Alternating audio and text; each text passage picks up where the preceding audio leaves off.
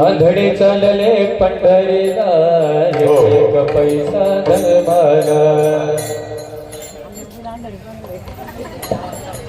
रघुपति राघव राजा राम पतित पावन सीताराम।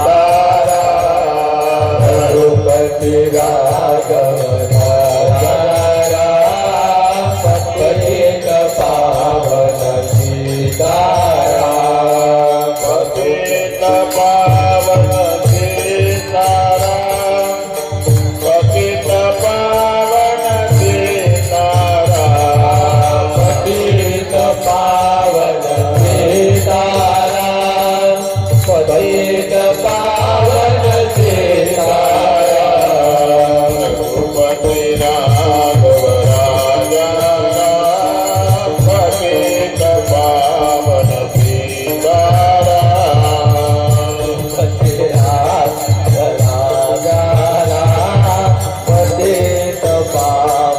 सीताराम। पाप के ते बहु विस्तारे पाप के विषय सुपनाशिवंत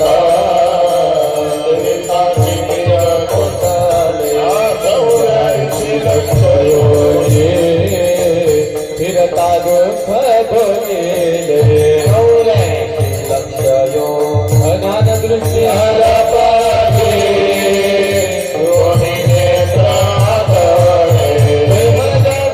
देवाचा जय बाप्पा उपकारी अदयाल दृष्टीने तो त्याचे नाव मी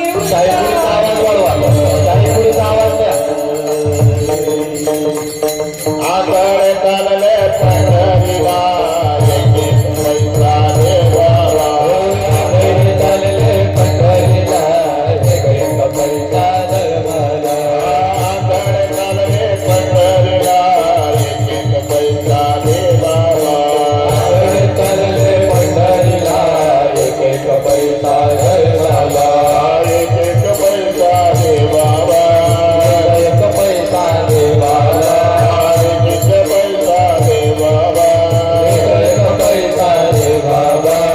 आकळ चालले पंढरीला एक पैसा देवावा। चालले पंढरीला एक पैसा धर्माला। एक दोन तीन पैसा द्याव धर्माला। हरी संसार दुःख मूळ सबुकडे करण विश्रांती नाही कोठे। रात्र दिवस गळवालो बंधुने पाठी लागले वडाळ। शरण जाऊ दृष्टी देव निर्माण सदैवाचा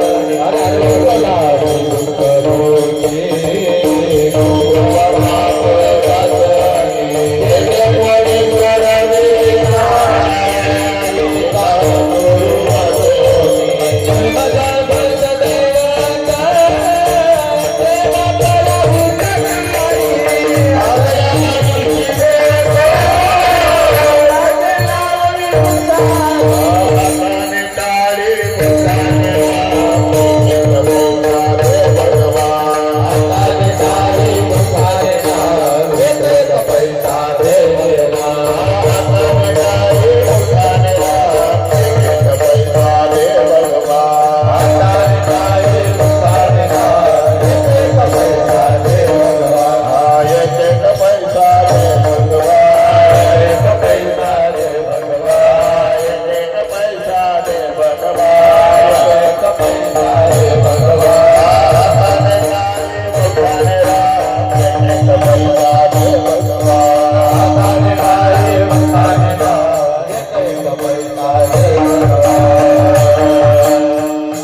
साधू संत माय बाप हे केले कृपादार केले घडले चंद्रवाले सान दलित वैद्यराजे पूर्वी लागे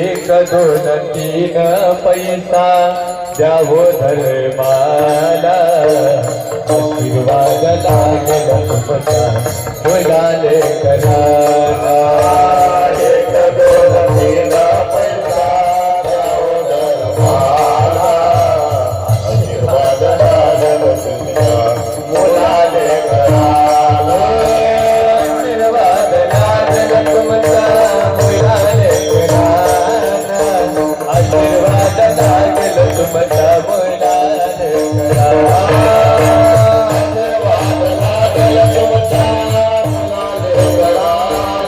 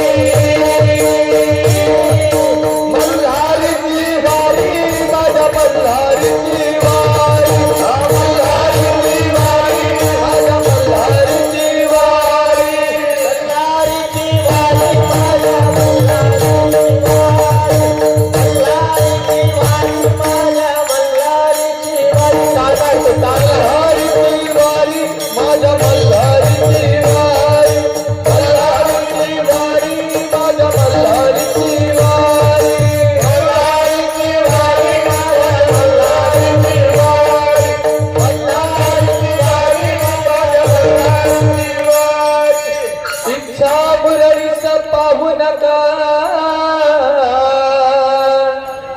पडाल नरकाद्वारी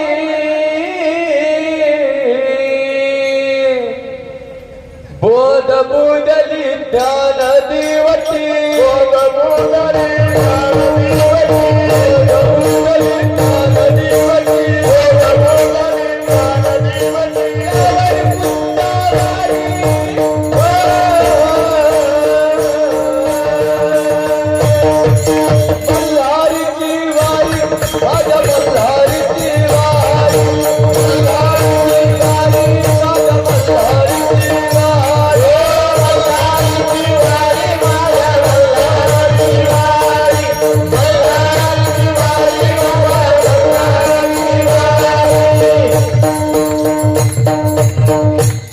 आत्मनिवेदन भरित रोळगा आत्मनिवेदन भरित रोळगा आत्मनिवेदन भरित रोळगा आत्मनिवेदन भरित रोळगा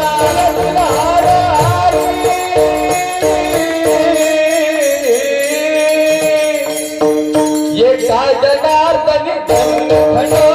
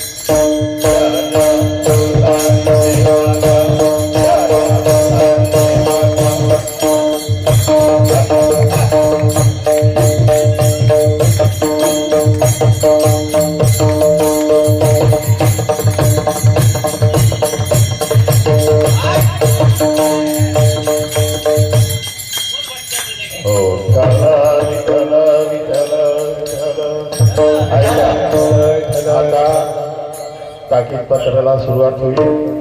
ताकीद पत्र हरिभक्त परायण ज्ञानेंद्रजी महाराज यांचं. विठ्ठल विठ्ठल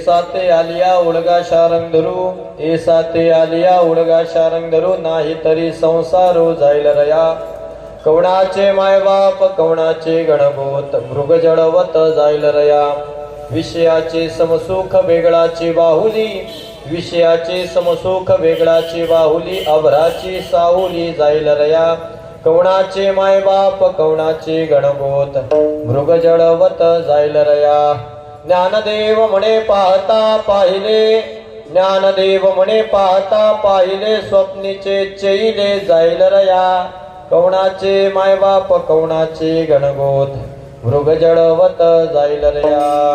प्रस्तुत ताकीदपत्र रूपी सेवेसाठी म्हणून दाखवलेला अभंग महाराष्ट्रातील सुप्रसिद्ध संत विश्वमाऊली ज्ञानोबाराय यांचा 4 चरणांचा उपदेशपर प्रकरणातील अत्यंत सुंदर अभंग ताकीदपत्र या सेवेसाठी घेतलेला आहे. आता जे भाविक जुने आहेत ज्यांना या सर्व सेवा माहीत आहे त्यांना तर काही सांगण्याची गरज नाही ताकीदपत्र म्हणजे काय. पण ज्यांनी ताकीदपत्र म्हणजे काय हे ऐकलेलं नाही पाहिलेलं नाही त्यांच्यासाठी सांगून जातो. ताकीदपत्र हा भाग फक्त आणि फक्त सद्गुरू झेंडूजी महाराज बेडीकर परंपरेचाच आहे. इतर कुठेही हा भाग तुम्हाला संबंध महाराष्ट्रात बघायला भेटणार नाही, लक्षात घ्या. मग काही लोक म्हणतील हा ताकीद पत्र काय आहे? तर अगोदर लक्षात घ्या, दिंडी झाली की आपल्या परंपरेनुसार नियमाने दिंडी झाली की त्यानंतर काय होतो, भारुडाचा कार्यक्रम होतो. आता भारुड म्हणजे काय हेही अगोदर लक्षात घेणं गरजेचं आहे. भारुड म्हणजे नुसतं मनोरंजन नाही, नाचण्या कुदण्याचं साधन नाही, तर भारुड म्हणजे भावावर आरूढ करण्यासाठी, या विषयासक्त जनतेला भावावर आरूढ करण्यासाठी संतांनी ज्या वाङ्मयाची रचना केली, त्यासाठी वेळोवेळी समाज प्रचलित ज्या प्रथा होत्या, ज्या पद्धती होत्या, त्या पद्धतींचा वापर करून या भारुडांचं काय केलंय, रचना केली. यामध्ये आपण आज जे भारुड सादर झाले त्यामधलं पहिलं भारुड होतं भूत भारुड आहे. भूत जबर मोठे घे बाई. मग आता यातलं भूत कोणतं घ्यायचंय, काम रूपी भूत घ्यायचंय. हे काम रूपी भूत ज्याला ज्याला लागलं त्याच्या त्याचं वाटोळं केलं. भूताचा विषय, भूताला सर्वजण घाबरतात. मग भूताला झपाटल्यानंतर जशी अवस्था होते तशी अवस्था त्या भारुड करणाऱ्याची झाली आहे. आणि त्याने त्या शब्दामध्ये मांडलंय की कामरूपी भूत लागल्यानंतर माणसाची अवस्था काय होते. आपण दुसरं जे भारुड घेतलं ते दुसरं भारुड होतं जात्याचं. दुसरं भारुड कशाचं होतं, जात्याचं. पूर्वीच्या काळी ज्यावेळी चक्क्या नव्हत्या, जरा शांत बसा, ज्यावेळी चक्क्या नव्हत्या, ज्यावेळेस घरघंट्या नव्हत्या, त्यावेळेस पूर्वीच्या महिला ज्या आज्या आहेत त्यांना आठवत असेल, पूर्वीच्या काळी सकाळी उठून काय करावं लागायचं, जात्यावर दळण दळावं लागायचं. आणि ते दळत असताना त्या महिलांना सकाळी सकाळी भगवंताचं स्मरण व्हावं यासाठी जनाबाईंनी जात्याचे अभंग काही निर्माण केले. त्यातलं सुंदर माझे जाते गे फिरते बहुतेके, ओव्या गाऊ कौतुके तू रे बा विठ्ठला. भगवंताचं आवाहन करणारं त्या ओव्या आहेत, ते एक भारुड झालं. त्यानंतर आपलं जे भारुड झालं त्याचं नाव होतं, अजून कोणतं झालं, आपलं झालं ते म्हणजे आंधळ्या पांगळ्यांचं. मनुष्याच्या जीवनामध्ये जर ज्ञानदृष्टी नसेल आणि माणसाच्याकडे कामवृत्ती नसेल, आपल्याकडे कर्मवृत्ती नसेल, तर माणूस आंधळा आहे आणि पांगळा आहे. माणूस ज्ञानाशिवाय आंधळा आहे आणि विवेकाशिवाय पांगळा आहे. आणि अशा आंधळा आणि पांगळ्या व्यक्तीची अवस्था जन्मोजन्मी कशी असते, ही अवस्था या आंधळ्या पांगळ्याच्या भारुडातून आपल्यासमोर मांडली गेली. त्यानंतर मल्हारीची वारी आहे, ज्याच्या माध्यमातून माणसाच्या जीवनामध्ये कुलस्वामी तो प्रत्येकाला आहे, पण त्या कुलस्वामीची वारी करावी, त्याची भक्ती करावी. मग या अभंगाच्या माध्यमातून माणसाने काय त्याज्य करावं, काय ग्राह्य करावं, या सर्वाचा संदर्भ या भारुडाच्या माध्यमातूून मांडला गेला. आता हे भारुडाचं झालं. आता भारुड झालं की भारुड बघायला पूर्वीचे लोक यायचे. पूर्वी काय व्हायचं, आपल्या दिंड्या ज्या ज्या गावात यायचं, पूर्वी काळी एवढ्या सप्ते बसत नव्हते, एका गावात एकच सप्ताह बसायचा आणि सर्व गाव त्या सप्ताहाला यायचं. दिंडीला संपूर्ण गाव असायचं आणि गाव आल्यानंतर ज्यावेळेस भारुड व्हायचे सर्व गाव यायचं. भारुड झाल्यानंतर कीर्तन व्हायचे, पण कीर्तनाला कोणी थांबत नव्हतं. सद्गुरू झेंडूजी महाराजांनी हे ओळखलं आणि त्यांच्या जीवनासाठी, मनुष्याच्या जीवनासाठी महत्वाचा काही उपदेश त्यांना प्राप्त व्हावा. ए खुश, जरा बाजूला होतं, तिकडे बस, एकाकडे बस, बस एकाकडे, असं, हां बरोबर.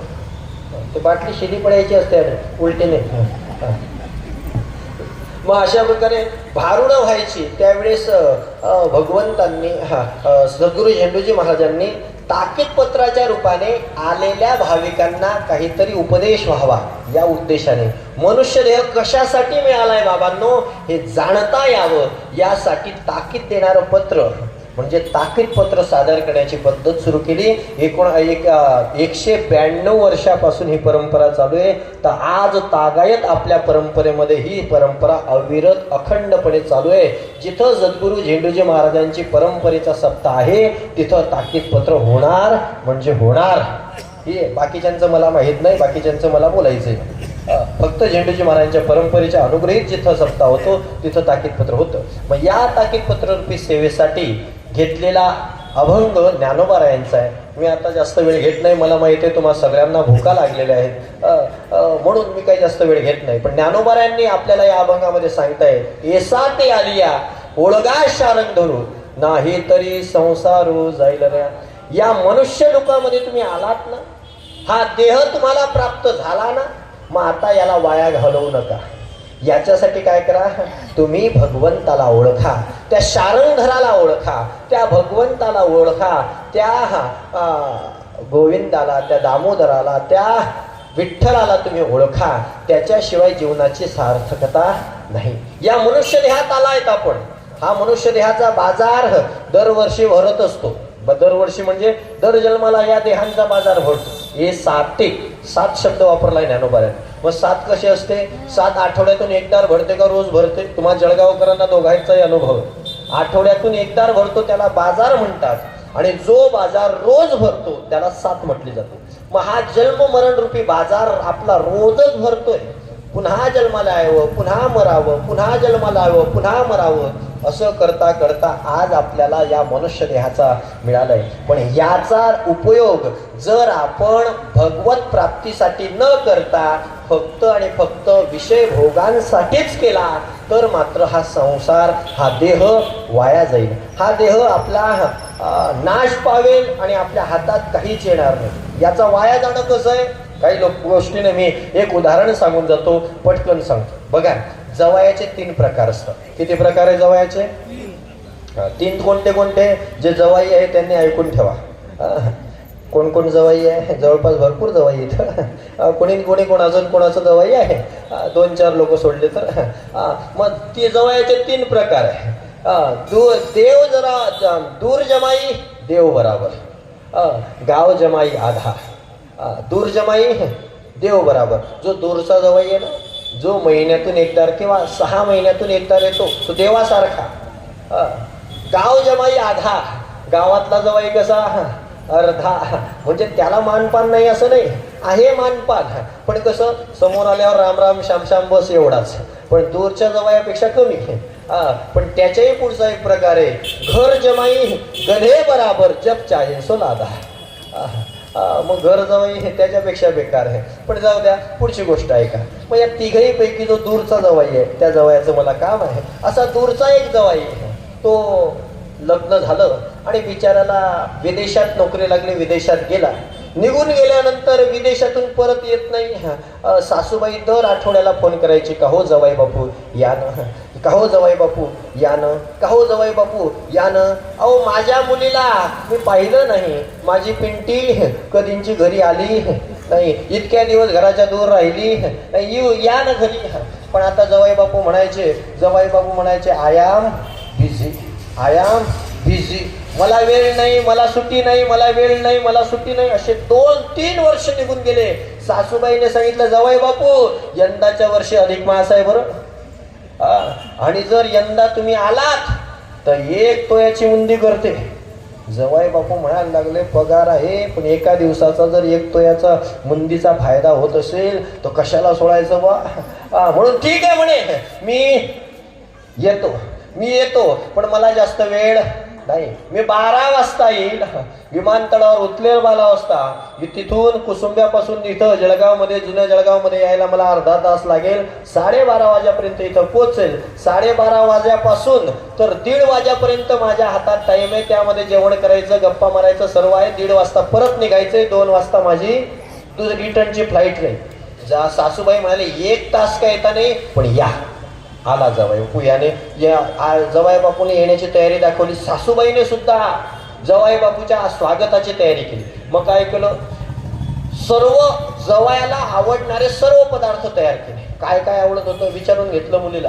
गुलाबजामुन, श्रीखंड, बालुशाही, आयटण्या, पुरणपोळ्या, काय जे आवडत होतं प्रत्येकाला. आणि असं केलं की ज्याचा जो स्पेशलिस्ट आहे त्याला बोलवलं. गुलाबजामुन ज्याच्या हातचे चांगले लागतात त्यालाच बोलवलं. वांग्याची भाजी ज्याच्या हातची चांगली लागते त्यालाच बोलवलं. आणि अशा सगळ्यांच्या हातून स्वयंपाक केला. विचार केला की एकट्या जवाई बापूला जेवण घालणं चांगली गोष्ट नाही, म्हणून गावात जेवढे बगडे फिरत होते, बगडे कळप टोप्यावाले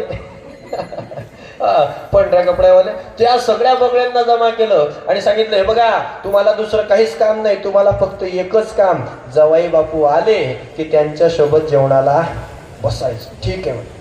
त्याप्रमाणे तो दिवस उजवला, त्याप्रमाणे त्या स्वयंपाक झाला, पानं वगैरे वाढले गेले, मधलं भाग रिकामा ठेवण्यात आला, त्या पाठ ठेवण्यात आला, पाटावर पान, पाटासमोर पुन्हा पाठ, पाठीला पाठ आणि त्यावर जवळ ताट, अशा प्रकारचा सर्व त्याचा थाट, अशा प्रकारे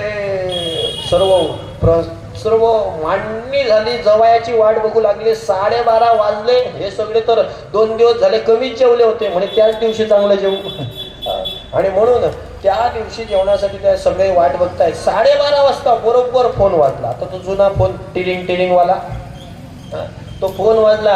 सासूबाईने उचलला. हॅलो, कोण? म्हणे बा सासूबाई मी बोलतोय. बरं बोला, काय म्हणताय, कुठपर्यंत आली तुमची गाडी? म्हणे सासूबाई माझं येणं कॅन्सल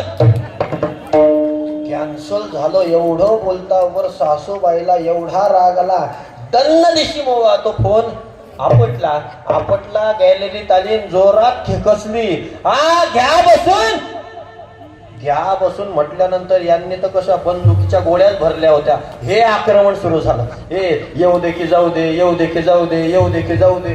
हे अशा एकदार वाढणारा आला की त्याची टोपली रिकामी झाल्याशिवाय परत पाठवतच नव्हते.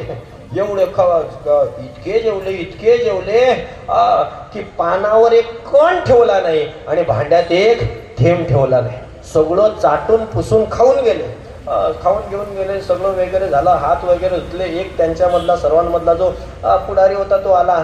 सासूबाईला सांगू लागला, नमस्कार मावशी, काय स्वयंपाक केला होता, काय भारी होता. म्हणजे स्वयंपाक चांगला होता पण सगळा वाया. आता वाया का गेला?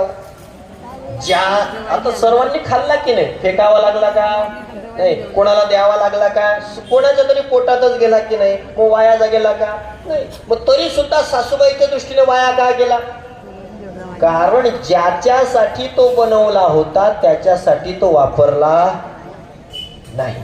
तसं आहे, हा देह ज्याच्यासाठी वापरला होता, ज्याच्यासाठी बनवला होता, त्याच्यासाठी जर आपण वापरला नाही तर हा देह काय झाला? वाया गेला. हे लक्षात घ्या. हा देह कशासाठी बनवलाय? देवे तिला देह भजना गोमटा. देवाने हा देह भजनासाठी दिलाय. आपण कशासाठी वापरतोय? भोजनासाठी जास्त याचा वापर चालू आहे. देवाने हा देह कशासाठी दिलाय? याच्या माध्यमातून भगवत भक्ती करून घेणं हा महत्वाचा मुद्दा आहे. त्याच्यानंतरचा दुसरा, तुम्ही या देहाच्या माध्यमातून किती प्रॉपर्टी उभी करतात, किती जमिनी घेतात, किती बंगले बांधतात, याला किंमत वरती नाही. तुमच्या इथं मृत्यू लोकांमध्ये काय आहे? 50-60 वर्ष 70 वर्ष त्याला किंमत आहे. पण मेल्यानंतर ज्या वेळेस यमराज आपल्याकडे दंड घेऊन आपल्याकडे बघेल त्यावेळेस त्याच्या हातात फक्त एकच प्रश्न राहील की इतक्या तारखेपासून तर या तारखेपर्यंत तुला आयुष्य दिलेलं होतं, मृत्यू लोकात तू गेला होता, सांग देवाचं नाव किती वेळेस घेतलं. जर उत्तर योग्य असेल तर मग आपली वागणूक चांगली आहे, नाही तर मग मारिती झोडीती तोडीती निष्ठुर यमाचे किंकर बहुसार. अशा प्रकारे ते यमराज ज्यावेळेस मारतात त्यावेळेस मग त्यांना कोणतीही दया येत नाही, त्यावेळेस कोणाचीही वचेला तिथं चालत नाही. म्हणून ज्ञानोबराय म्हणतायत, ये साते आलिया ओळगा शारंगदूर. या मनुष्य ध्यात आलात ना बाबा, जे महत्वाची गोष्ट आहे ते करून घ्या. म्हणजे काय? भगवंताचं नामस्मरण करून घ्या, चिंतन करून घ्या. काही लोक म्हणतील काय गरज आहे आम्हाला मृत्यूच्या भयापासून सोडवणारे आमचे आई वडील आहे. ज्ञानोबराय म्हणतात, कवणाचे मायबाप कवणाचे गणगोत मृग जळवत जाईल रया. अरे ज्यावेळेस मृत्यूची समय येते ना, आपलं मायबाप सुद्धा आपल्याला मृत्यूपासून वाचवू शकत नाही. आपलं गणगोत कितीही मोठा असू द्या, ते गणगोत आपल्याला वाचवू शकत नाही. जसं मृगजळ दिसतं पण कामा येत नाही, कोणाची तहान भागवत नाही, तसं हे सर्व आपल्याला दिसत जरी असले ना तरी सुद्धा मृत्यू समयी आपल्या कोणीच कामा येणार नाही. मृत्यू समयी फक्त आणि फक्त आपल्या कामा येणार आपण केलेलं पुण्यच कामा येणार आहे. म्हणून लक्षात घ्या. काही लोक म्हणतील नाही लोक कामा येणार, पण आम्ही इतका पैसा कमवलाय, इतकी धनसंपत्ती कमवली आहे, आमच्याकडे भरपूर संपन्नता आहे. ज्ञानोबराय म्हणतात विषयाची समसुख, वेगळाची बाहुली, अभराची सावली जाईल रया. अरे बाबा, ज्या विषयाच्या भरोशाने तू म्हणतोय ना की दुःखापासून विदय मिळवेल, ते विषयच मुळात दुःख मूळ आहे. ज्याप्रमाणे वेगळाच्या बाहुलीच्या वरती नुसता कागद चिटकवलेला असतो, कधीतरी तो फाटतो, त्यातलं आतील शेण माती बाहेर येते, तसं या विषयांचं आहे. पहिल्या वेळी चांगले वागतात, पण नंतर मात्र हे काय देतात, दुःख देतात. असे हे विषय आहेत. अहो, गोड खाणं चांगलं वाटतं अगोदर, पण जास्त खाल्लं तर डायबिटीसचा त्रास आहे. अहो, आंबट खाणं थोडा वेळ चांगलं वाटतं, पण जास्त खाल्लं तर खोकला लागतो. अहो, तिखट खाणं काही वेळ चांगलं लागतं, पण जास्त खाल्लं तर अल्सरचा त्रास आहे.